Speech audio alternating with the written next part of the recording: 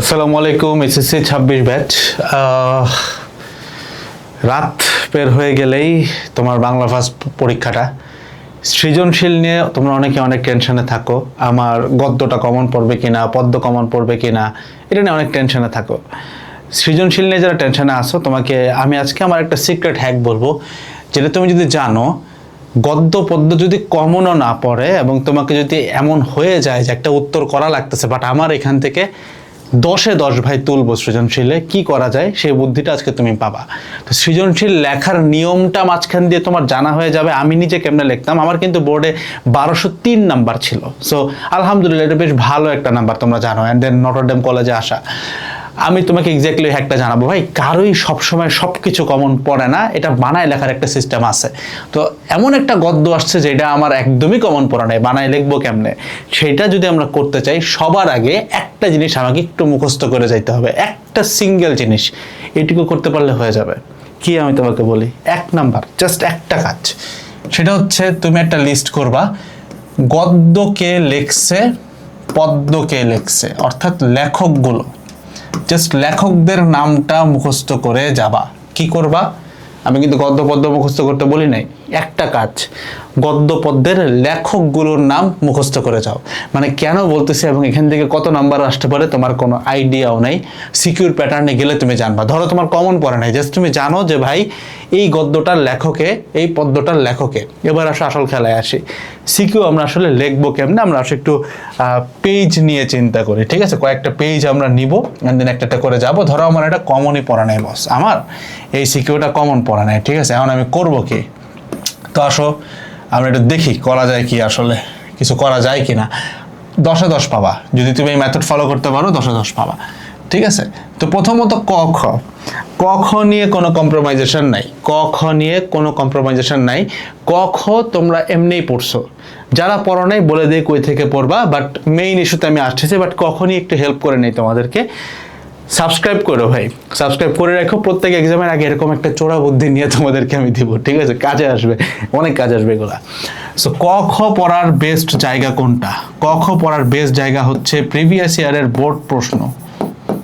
Previous ইয়ারের board প্রশ্ন test paper অনেকের কাছেই আছে, বিভিন্ন বই থেকে যেখানে বোর্ড প্রশ্ন আছে ওইখান থেকে জাস্ট ক আর খ পড়ে যাও, এর বাইরে কিচ্ছু আসবে না। এক্সামের আগে তো এখন বলে দিচ্ছি, ক খ তুমি জাস্ট বোর্ড প্রশ্ন যদি পারো, কিছু না, 10টা বোর্ড প্রশ্ন দেখে যাও, ক খ যা আছে ওর বাইরে কিচ্ছু লাগবে না তোমার। ঠিক আছে, ক্লিয়ার? এবার আসো সৃজনশীল কেমনে লিখবো। তো আমার সিস্টেমটা ছিল এরকম যে আমি এইখানে নাম্বারটা দিতাম, সেই ধরো 1 নং, একটু চিকন করা লাগবে না, 1 নং প্রশ্নের উত্তর যা লিখলাম। ধরো আমার লেখা খুব একটা ভালো না, এখানে ক দিলাম। সো ক আমি লিখলাম 1 লাইন, দেন আমি খ লিখলাম। এইখানে হচ্ছে মেইন খেলাটা শুরু। কি দেখো, প্রথমত তুমি কি করবা, 1 লাইনে একটা উত্তর দিবা, যেখানে এটা দ্বারা এটা বোঝানো হয়েছে, শেষ, দিলাম 1 লাইনে। এইবার দ্বিতীয় লাইন তুমি লেখা শুরু করছো, কাজটা কেউ করবে না, তুমি করবা। যেখান থেকে আসছে তুমি লিখবা তমুক রচিত এই গ্রন্থে বলা আছে।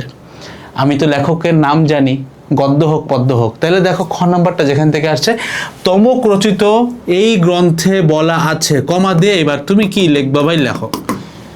কমন পড়া নেই, বানায় লিখবা, লেখ, সমস্যা নাই। এখন এই জায়গাটা কেন ইমপ্রুভ করতেছে আমি তোমার উত্তরটা বলতেছে, কিচ্ছু না, জাস্ট এতটুকু বলি। যখন দেখো টিচারদের হাতে সময় নেই, ফিজিক্স কেমিস্ট্রি এগুলোর টিচাররা দেখা যায় ম্যাথ দেখে। বাংলার ক্ষেত্রে ভাই পেজ গুনা নাম্বার দেয় মেজরিটি কেসে, আর সে দেখতে চায় তুমি জানো কি না। সো তুমি যখন প্রথমেই লেখছো যে রবীন্দ্রনাথ ঠাকুর রচিত তমুক কবিতায় বলা হয়েছে, এই লাইনটা কিন্তু স্পেসিফাই করে দেয় যে ছেলেটা পড়ছে। অনেক ভালো স্টুডেন্টের তুমি দেখবা কবিতার নাম গুলায় গেছে, কে লেখছে লেখকের নামই মনে নাই, তুমি লেখছো। জাস্ট এই একটা ছোট্ট স্পেসিফিকেশন পুরো খেলাটা ঘুরাই দিবে। টিচার তোমার এই জিনিস পুরো পড়বেও না, তুমি চোখ বন্ধ করে দিয়ে পাবা। আমার এরকম দুইটা না বা 3টা সিকিউ ছিল, আমি আমার স্কুল লাইফেও লিখছি, এরকম ফুল নাম্বার পাইছি, কে জানতামই না, জাস্ট এই কাজটা কইরা। সো সবগুলো সিকিউ দিয়ে কাজ তুমি করবা। ঠিক আছে, গতে কি করবা আসো, তোমরা তো প্যাটার্ন দেখতে চাও না।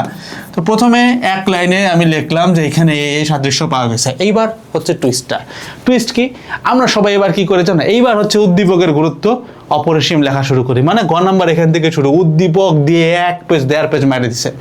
টিচার যখন দেখবে যে এইটার পরেই তুমি শুরু করছো এখানে উদ্দীপকের গুরুত্ব অপরিসীম, মানে উদ্দীপক নিয়ে শুরু করছো, টিচার কিন্তু বুঝছে শালা পড়ে নাই।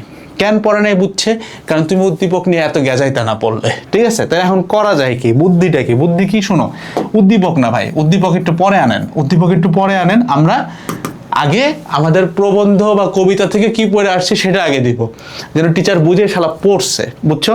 তাহলে এবার কি লিখবো, যে আবার তমুক রচিত তমুক কবিতায় বলা আছে বা তমুক গদ্যে বলা আছে যে কমা, এবার তুমি একটু সংক্ষেপে যা মন চাই লেখো ভাই। লিখতেছো এই পেজটা মারা দাও, শেষ। এবার এখানে যায় পারলে আরেকটা লাইন দাও, আরেকটা লাইন খাও, শেষ। তাহলে বুঝবে আরে এত জানে।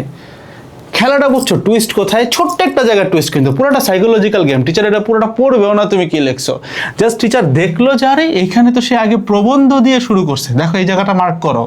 আমি শুরু করছি আগে বইয়ের কথা দিয়ে, বই দিয়ে শুরু করছি ভাই, উদ্দীপক নিয়ে গেজাই নেই। এইবার এইখানে এসে তুমি লেখো উদ্দীপকের গুরুত্ব অপরিসীম, লেখো শেষ করে দাও, শেষ। এই কাজ যদি করতে পারো, কমন না পড়লেও ফুল নাম্বার পাবা, আমি বলে দিলাম। এবার আসো ঘতে কি করবা, আসো ঘ গেল, এখান থেকে আমি ঘ শুরু করে দেব, সেখানে এক লাইনে উত্তরটা দিব, শেষ গেল। এবার আমি কি করব, এগেইন সবাই এখানে উদ্দীপকের গুরুত্ব দেখাবে, আমি উদ্দীপকের গুরুত্ব দেখাবো না। আমি এখান থেকে লিখবো তমুক রচিত এই প্রবন্ধে বলা আছে যে, শুরু করলাম। আমার অনেক পেজ লাগে ভাই, হয় নাই, মানে আমি অনেক জানি আর কি। সেখানে আমি লিখতেছি 1 পেজ আর কি, তোমার মনের মাধুরী মিশায় কি লিখবা, উদ্দীপকের সাথে মিলাই তুমি বুঝবা যে গল্পে কি আছে, এই লিখবা, ঠিক আছে? যা মন চায় তা লিখবা, শেষ। এই পেজ খাইয়া দিব। এবার পরের পেজে চলে আসবো, এবার চলে আসেন বাস পরের পেজে এসে আরও এখানে খাইতে থাকবো, খাওয়ার পরে এখানে শেষ। এবার এই জায়গায় লাগবো উদ্দীপক দিয়ে শুরু করলাম, এই পেজটাও শেষ করতে পারবো না, পরের পেজে যাই 1-2 পেজ এরকম 2 লাইন লিখবো, উদ্দীপক শেষ। তারপরে আবার একটা এরকম হাইফেন দিয়ে এবার হচ্ছে তুলনাটা দেখাবো, যে এখানে ঘটছে, এখানে ঘটছে, শেষ। এ হচ্ছে খেলা। সিকিউ কয় পেজ লিখছি? 1 2 3 4 5 6 পেজ সিকিউ, 10 নাম্বার ধরা। এই ট্রিক অ্যাপ্লাই করতে পারো তোমার যে কোনো সিকিউর ক্ষেত্রে, কমন পড়ুক না পড়ুক ভাই শোনো, এনডিসিতে কেমনে কিছু জানি না, স্কুল লাইফে অনেক ফাত্রামের অভ্যাস ছিল, তোমার একটু হেল্প করলাম। বোর্ড এক্সামে এগুলো কাজে আসে, করে দেখো। স্কুলে নাম্বার যারা পায়, ইভেন আমি বলি তোমাকে, এটা আমি এনডিসিতে ওঠার পরে বাংলা ফার্স্ট পেপারেও কিন্তু সিকিউ থাকে একই, এই কাম আমি আবারও করছি। যদি তোমরা এনডিসি নিয়ে শুনো না যে বিশাল কঠিন করে খাতা দেখে, বোর্ডের থেকে অনেক কঠিন করে, ওইখানেও আমার সিকিউতে 9 পাওয়ার অভ্যাস আছে, 9 একদম অ্যাভারেজ মার্কস আমি 9 পাই আসছি, কিচ্ছু না, জাস্ট এই বুদ্ধি যে তমুক রচিত এই প্রবন্ধ, এবং আমি শুরু করব হচ্ছে বই দিয়ে, ঘর শুরু করছি কই দিয়ে, বই দিয়ে, আর কিছুই না, ঠিক আছে?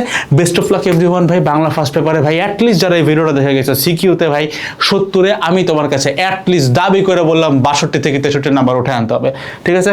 আসসালামু আলাইকুম ভাই, চ্যানেলে সাবস্ক্রাইব করে রেখো ভাই, নেক্সটে আরও আসবে, টাটা।